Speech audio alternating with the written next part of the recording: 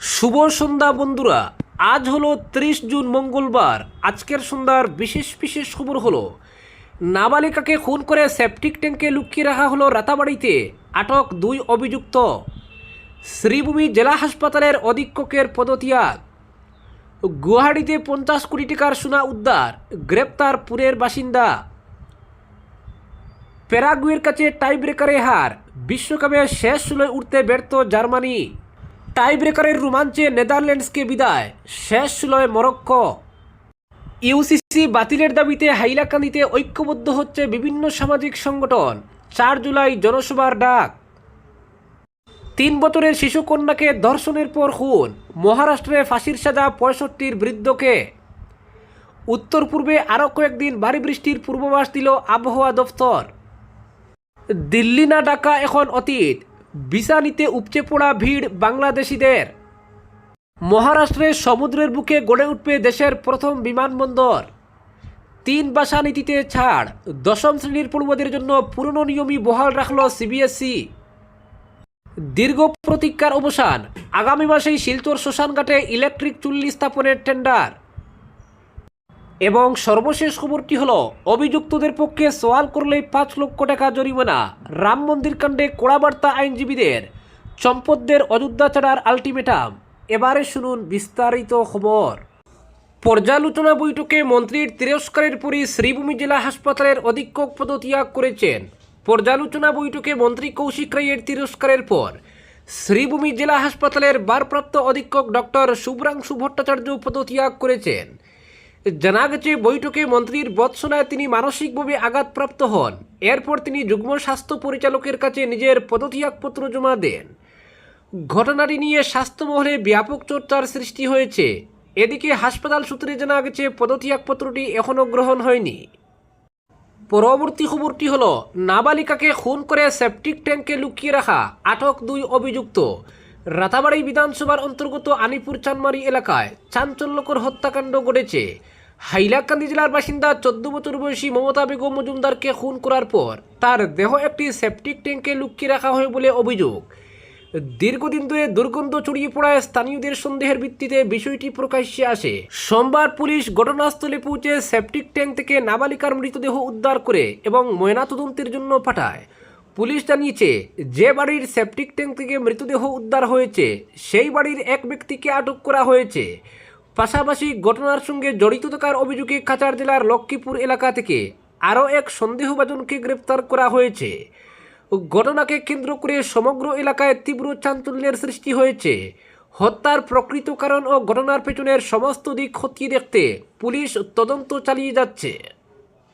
পরবর্তী খবরটি হলো প্যারাগুয়ের কাছে টাইব্রেকারে হার, বিশ্বকাপে শেষ 16 উঠতে ব্যর্থ জার্মানি। বিশ্বকাপে বড় অঘটনের জন্ম দিল প্যারাগুয়ে। পুরো ম্যাচে আধিপত্য বিস্তার করেও শেষ পর্যন্ত প্যারাগুয়ের রক্ষণভাগ ভাঙতে পারেনি জুলিয়ান নাগালসম্যানের জার্মানি। যুক্তরাষ্ট্রের বুস্টনের জিলেট স্টেডিয়ামে সোমবার রাতে অনুষ্ঠিত রাউন্ড অফ 32-এর ম্যাচে নির্ধারিত ও অতিরিক্ত সময়ে 1-1 সমতা থাকার পর টাই ব্রেকারে 4-3 ব্যবধানে জয় তুলে নিয়ে শেষ 16 টিকিট নিশ্চিত করে প্যারাগুয়ে। শুরু থেকেই বলের দখল ও আক্রমণে এগিয়ে ছিল জার্মানি, তবে প্যারাগুয়ের সুসংগঠিত রক্ষণ এবং মাঠে আন্দ্রেস কুবাসের কার্যকর মার্কিংয়ে কাইল হারবার্ট কার্যত নিষ্ক্রিয় হয়ে পড়েন। 2 ফুলব্যাক জশুয়া কিমিচ ও নাতালিয়ান ব্রাউন আক্রমণে উঠলেও লেরয় সানে ও ফ্লোরিয়ান ডির্চ উইং দিয়ে তেমন কার্যকর সুযোগ তৈরি করতে পারেনি। ম্যাচের 42তম মিনিটে কর্নার থেকে তৈরি হওয়া আক্রমণে এগিয়ে যায় প্যারাগুয়ে।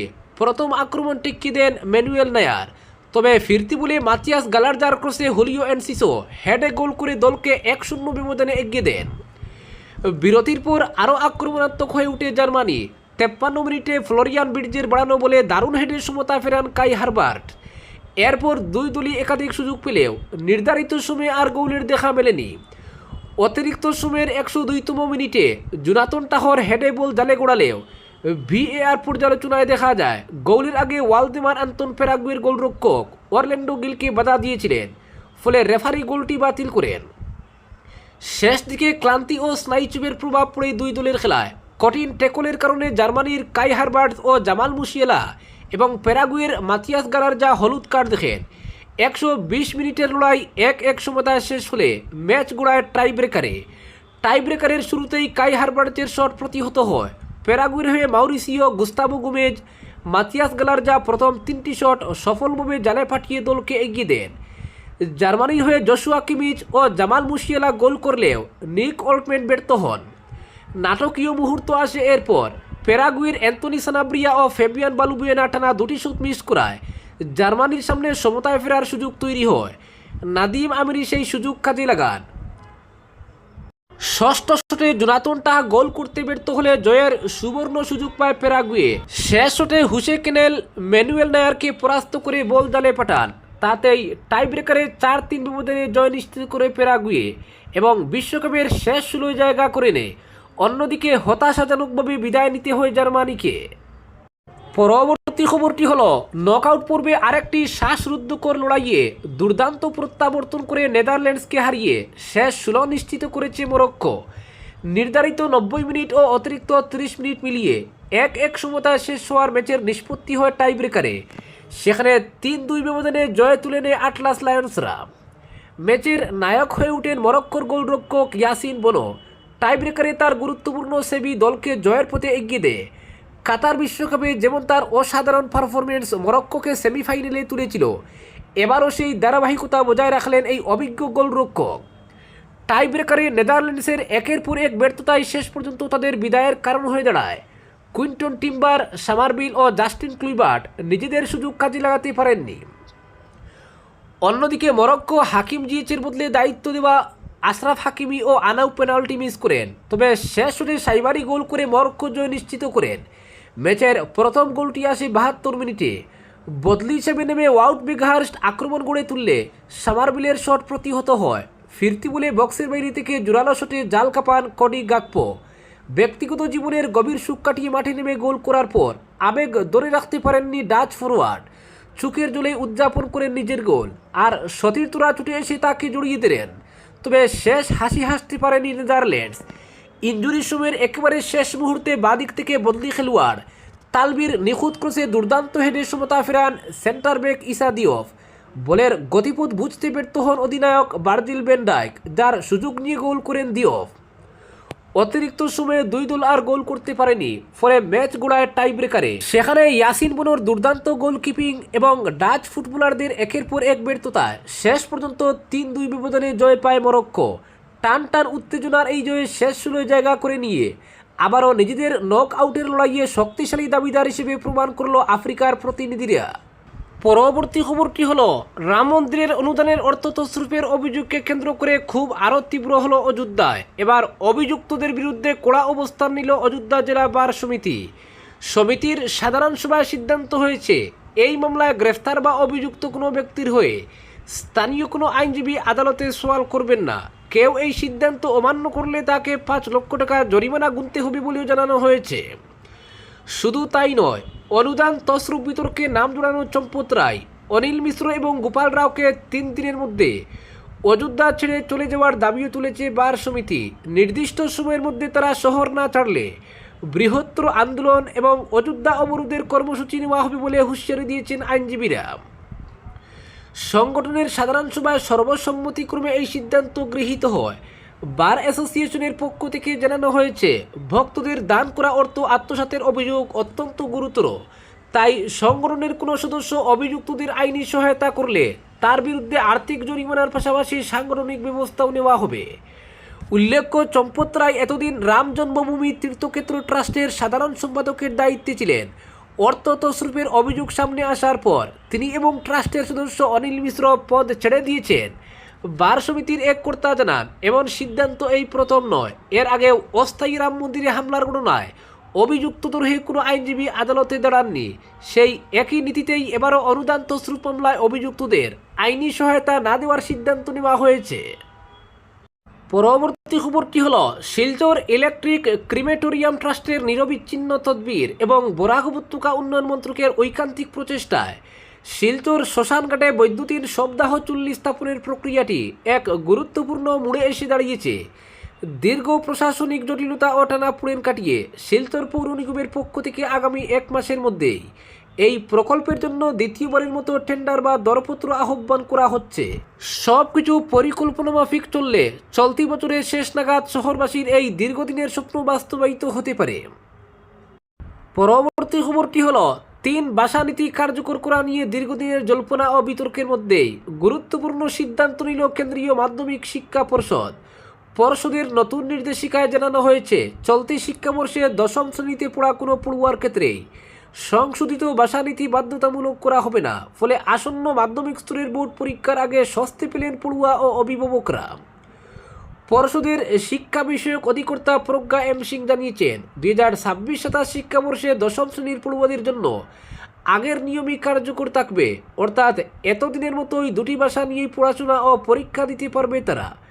নতুন করে তৃতীয় ভাষা গ্রহণের কোনো বাধ্যবাধকতা থাকছে না। শুধু 10ম শ্রেণী নয়, বর্তমানে 9ম শ্রেণীতে পড়া শিক্ষার্থীদের জন্য বিশেষ ছাড়ের ঘোষণা করা হয়েছে।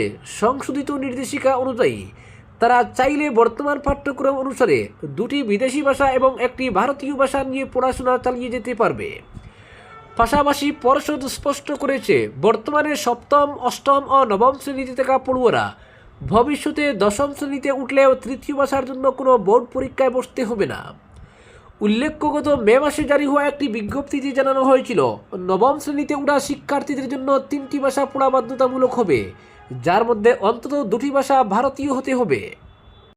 পরবর্তী খবরটি হলো, দেশে বিমান পরিবহন পরিকাঠামোয় নতুন অধ্যায়ের সূচনা হতে চলেছে। ভারতের প্রথম সমুদ্রভিত্তিক বিমানবন্দর গড়ে তোলার পরিকল্পনা নিয়েছে মহারাষ্ট্র সরকার। ইতিমধ্যেই প্রকল্পের বিস্তারিত সমীক্ষা প্রতিবেদন তৈরির নির্দেশ দিয়েছেন মুখ্যমন্ত্রী দেবেন্দ্র ফডনবিস। পাশাপাশি বিমানবন্দরের সঙ্গে সরাসরি যোগাযোগ গড়ে তুলতে উত্তর বিরার সমুদ্র সেতু সম্প্রসারণের সম্ভাবনাও খতিয়ে দেখা হচ্ছে। প্রস্তাবিত বিমানবন্দরটি পালঘর জেলার কুরে সমুদ্র সৈকতের কাছে গড়ে তোলার পরিকল্পনা রয়েছে। বছরে প্রায় 9 কোটি যাত্রী পরিষেবা দেওয়ার লক্ষ্য নিয়ে এই বিমানবন্দর নির্মাণের ভাবনা নেওয়া হয়েছে। এটি শুধু একটি নতুন বিমানবন্দরই নয়, বরং বৃহত্তর পরিকাঠামো উন্নয়ন পরিকল্পনার অন্যতম গুরুত্বপূর্ণ অংশ বলে মনে করা হচ্ছে। সাধারণ বিমানবন্দরের মতো স্থলভাগে নয়, এই বিমানবন্দর তৈরি হবে সমুদ্রে কৃত্রিমভাবে তৈরি জমির উপর। জমির অভাব কাটিয়ে বৃহৎ বিমানবন্দর নির্মাণে জাপান, হংকং এবং দক্ষিণ কোরিয়ার মতো দেশ বহু আগেই এই প্রযুক্তি ব্যবহার করেছে। এবার সেই পথেই হাঁটতে চলেছে ভারত। সরকারি পরিকল্পনা অনুযায়ী প্রস্তাবিত বোদাবন বন্দর দ্রুতগতির রেলপথ এবং নতুন সড়ক যোগাযোগ ব্যবস্থার সঙ্গে এই বিমানবন্দর যুক্ত হলে মুম্বাই মহানগর অঞ্চলের উত্তরাংশে নতুন অর্থনৈতিক করিডোর গড়ে উঠতে পারে। বিশেষ করে পালঘর এবং বাসাই বিরার এলাকায় শিল্প, আবাসন ও বাণিজ্যিক বিনিয়োগ উল্লেখযোগ্যভাবে বাড়বে বলে মনে করা হচ্ছে। পরিকাঠামো বিশেষজ্ঞদের মতে, বোদাবন বন্দর চালু হলে প্রায় 10 লক্ষ কর্মসংস্থানের সুযোগ তৈরি হতে পারে। সেই বিপুল কর্মসংস্থানের চাহিদা মেটাতে আবাসন, অফিস, বিপণী এবং অন্যান্য নাগরিক পরিকাঠামোর প্রয়োজন হবে।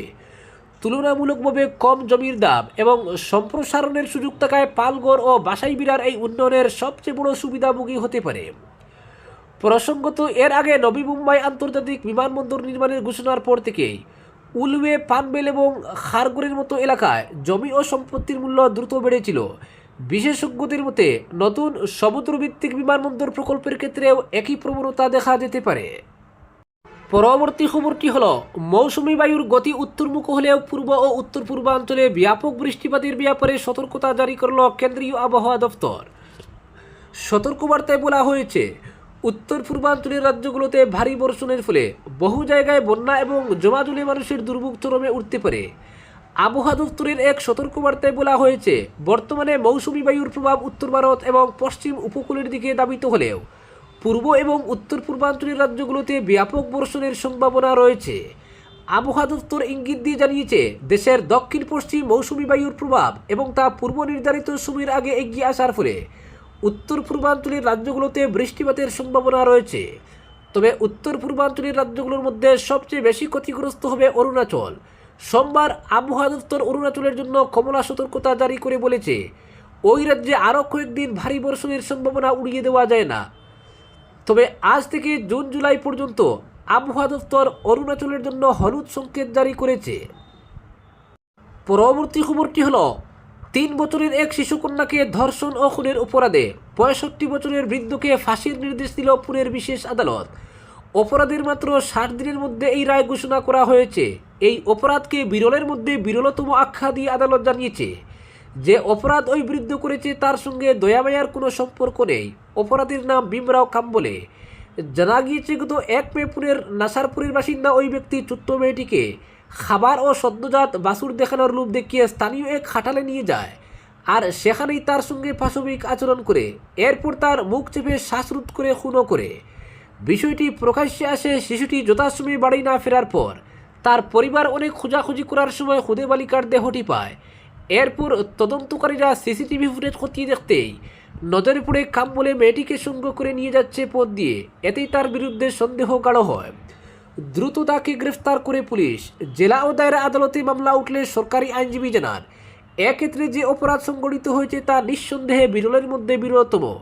এই দাবির সঙ্গে সহমত হন বিচারক। জানিয়ে দেন এই অপরাধের ক্ষেত্রে কোনো অনুকম্পাই দেখানো সম্ভব নয়। শিশুটির শরীরে আঘাতের চিহ্নের কথা উল্লেখ করে জানানো হয় এই অপরাধ কতটা অমানবিক তা এখান থেকে বোঝা যাচ্ছে। কাম্বলের মধ্যে বিচার চলাকালীন কোনো রকমের অনুশোচনা দেখা যায়নি বলে উল্লেখ করেন তিনি। শিশু ধর্ষণ ও হত্যা মামলায় অভিযুক্তকে দোষী সাব্যস্ত করার সময় বিচারক মন্তব্য করেন কামনা চরিতার্থ করার উদ্দেশ্যেই সংগঠিত এই অপরাধ এবং এতে এক নিরপরাধ ও অসহায় শিশুকে নৃশংসভাবে নির্যাতন করা হয়েছিল। তিনি আরও বলেন এমন বয়সেও অভিযুক্তের লালসার তৃষ্ণা মেটেনি, বরং তা অত্যন্ত বিপজ্জনক এক পর্যায়ে পৌঁছেছে। পরবর্তী খবরটি হলো গুয়াহাটির খারগুলি এলাকায় বড়সড় অভিযানে প্রায় 38 কেজি সোনার বিস্কুট উদ্ধার করেছে পুলিশ। উদ্ধার হওয়া সোনার আনুমানিক বাজার মূল্য প্রায় 50 কোটি টাকা বলে জানানো হয়েছে। এই ঘটনায় পুনের বাসিন্দা অক্ষয় বানকর নামে এক ব্যক্তিকে গ্রেপ্তার করা হয়েছে। পুলিশ সূত্রে জানা গেছে মুম্বাই থেকে একটি কুরিয়ার পরিষেবার মাধ্যমে সোনার বিস্কুটগুলি গুয়াহাটিতে আনা হয়েছিল। জানা গেছে অক্ষয় বানকর গুয়াহাটিতে এক ব্যক্তির কাছে এই সোনা পৌঁছে দিতে এসেছিলেন। খারগুলির প্রধান সড়কে পুলিশের অভিযানের সময় বিপুল পরিমাণ সোনাসহ তাকে আটক করা হয়। পুলিশ আরও জানিয়েছে অক্ষয় গান্ধীবস্তি এলাকায় বাড়াটে হিসেবে বসবাস করতেন এবং ডেলিভারি বয়ের পরিচয়ে সোনা সরবরাহের কাজ করছিলেন। অভিযুক্তের কাছ থেকে পুলিশ 4টি মোবাইল ফোনও বাজেয়াপ্ত করেছে। প্রাথমিক তদন্তে উঠে এসেছে কুরিয়ার মারফত আসা সোনার বিস্কুটগুলি অন্য একটি চক্রের হাতে তুলে দেওয়ার উদ্দেশ্যে তিনি খারগুলির দিকে যাচ্ছিলেন। গোটা চোরচালান চক্রের সঙ্গে আর কারা জড়িত তা জানতে তদন্ত চালিয়ে যাচ্ছে পুলিশ। আজকের বিশেষ সংবাদ এখানেই সমাপ্ত।